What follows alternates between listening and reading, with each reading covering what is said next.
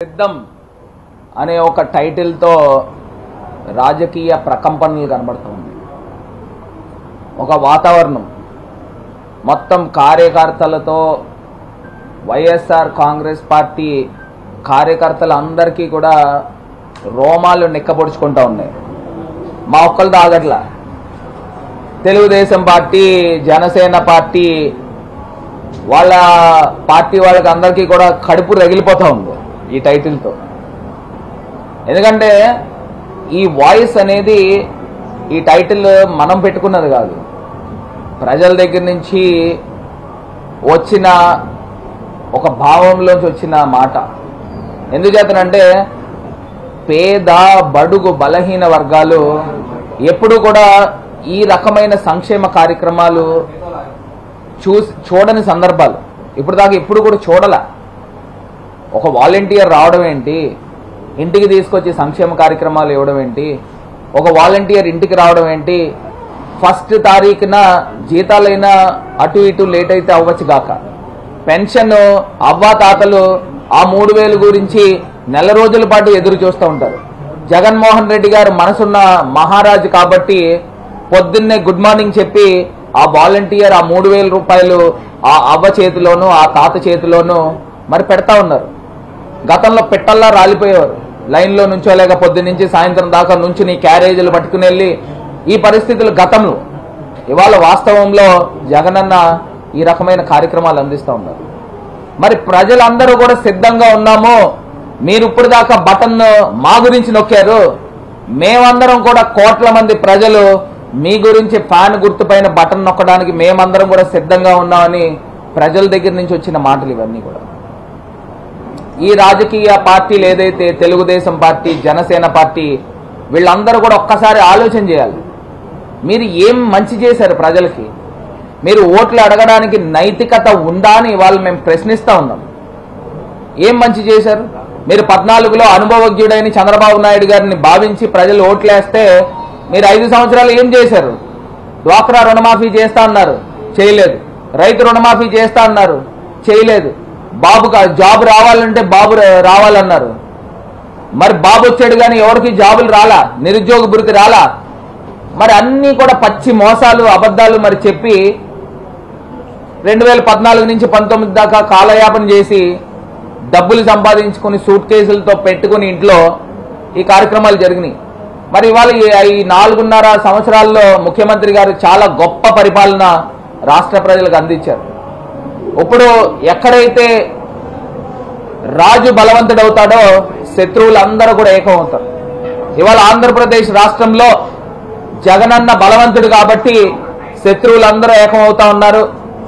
నక్కలు తోడేళ్లు గుంపుతో వస్తా ఉన్నారు, సింహం సింగిల్తో వస్తా ఉంది.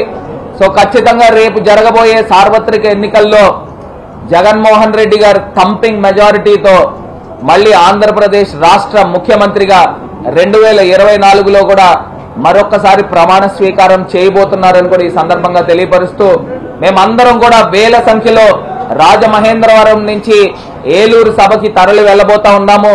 ఎన్నికల శంఖారావానికి 10,000 మంది పైగానే మేము వెళ్లబోతున్నామని కూడా ఈ సందర్భంగా తెలియపరుస్తూ, మరి మీడియా మిత్రుల ద్వారా నా యొక్క సంతోషాన్ని పంచుకుంటూ ఇవాళ కార్యకర్తలందరితో కూడా సమావేశం ఏర్పాటు చేసి పెద్ద ఎత్తున కార్యకర్తలందరూ కూడా సంసిద్ధంగా ఉన్నామని కూడా వాళ్ళు తెలియపరచడం కూడా ఉందని కూడా ఈ సందర్భంగా తెలియపరుస్తున్నాను.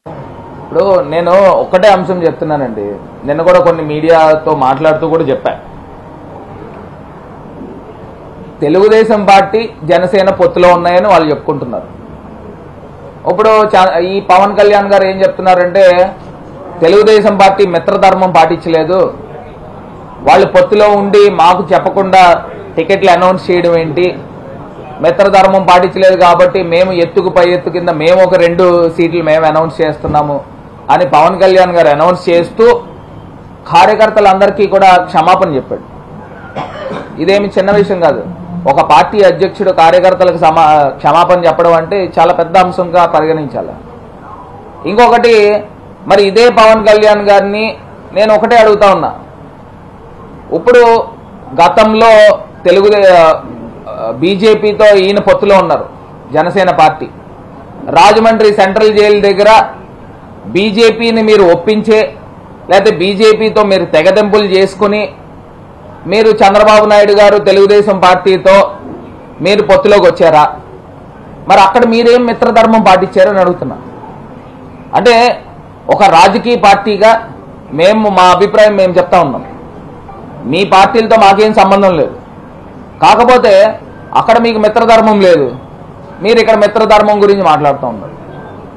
సో ఒక్కసారి ప్రజలను అందరినీ కూడా ఆలోచన చేయమని కోరుతా ఉన్నారు. ఇక్కడ బీజేపీకి కానీ తెలుగుదేశానికి కానీ లేకపోతే జనసేన పార్టీకి కానీ ఒక క్లారిటీ లేదు. వీళ్ళకి క్లారిటీ లేదు, ప్రజలకి ఏం క్లారిటీ ఇస్తారని అడుగుతా ఉన్నారు. ప్రజలకి ఏం క్లారిటీ ఇస్తారు? ఒక కన్ఫ్యూజన్లో పడిపోతున్నారు.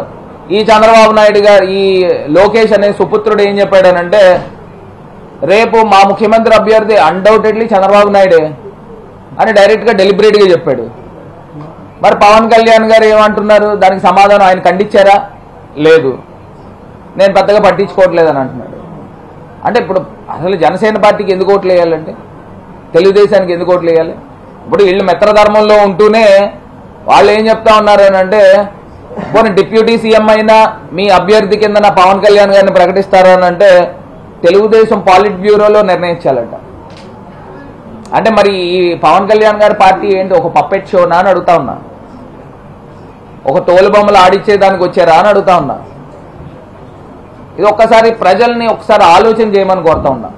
ఇంత కన్ఫ్యూజన్లో వలస పక్షులు హైదరాబాద్లో ఉంటూ ఈ డ్రామాలు ఈ రాజకీయాలు అంతా చేస్తూ ఉన్నారు.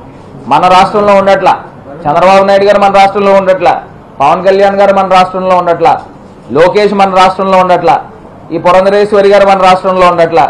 ఇంక ఎవరైతే సోకాళ్ళు చెప్పుకునే వాళ్ళు షర్మిల గారు కానీ లేదా ఎవరైనా కానివ్వండి, ఆంధ్రప్రదేశ్ని అంటిపెట్టుకుని రాజకీయాలు చేసే వాళ్ళు అందరూ కూడా తెలంగాణలో ఉండి ఆంధ్రాలో రాజకీయాలు చేస్తున్నారు. మన ఆంధ్ర ప్రజలకు ఆ ఫీలింగ్ లేదా? మనం తెలంగాణ పక్క రాష్ట్రంలో ఉన్న వాళ్ళని మనం ఎందుకు స్వాగతించాలండి? నా తెలియగా అడుగుతున్నా. వాళ్ళకి మన ప్రాంతం పైన ఏ రకమైన అభిమానం ఉంది? పోనీ మన ప్రాంతం పట్ల వాళ్ళకి ఒక చిత్తశుద్ధి ఉందా అని అడుగుతా ఉన్నా. లేదు కదా. మనం ఎందుకు ఆదరించాలి? పోనీ ఏదైనా ఒక 6 నెలల్లో పోనీ 3 నెలల్లో ఏదో అవసరం కొద్దీ తెలంగాణలో ఉన్నారంటే అది కాదు. గడిచిన రాష్ట్రం విడిపోయిన 10 సంవత్సరాల నుంచి అక్కడే ఉంటున్నారు. ఏదో చుట్టం చూపుకి ఇక్కడికి వచ్చి వెళ్తా ఉన్నారు. ఒక్కసారి ప్రజలను ఆలోచన చేయమని కోరుతాం. మాకు వాళ్ళు పొత్తులా లేకపోతే వాళ్ళు ఏదైనా పడమనండి, మాకు సంబంధం లేదు. కాకపోతే మాది ఒక సగటు రాజకీయ పార్టీగా, ఒక అధికార పార్టీగా మేము చెప్పాల్సిన అభిప్రాయం ఏంటంటే, వీళ్ళకే ఒక క్లారిటీ లేదు. ప్రజలకి ఏం విశ్వాసం కల్పిస్తారనేది మా తాలూకా అభిప్రాయం. అదొకటే అభిప్రాయం. మేము డే 1 నుంచి ఒకటే చెప్తున్నాం, మేము సింగల్గానే పోటీ చేస్తున్నాం. మేము దేవుడు దయతో ప్రజల్ని నమ్ముకుంటా ఉన్నాము. ప్రజలని ఒకటే ఎజెండా మాది ప్రజలు నమ్ముకోవడం.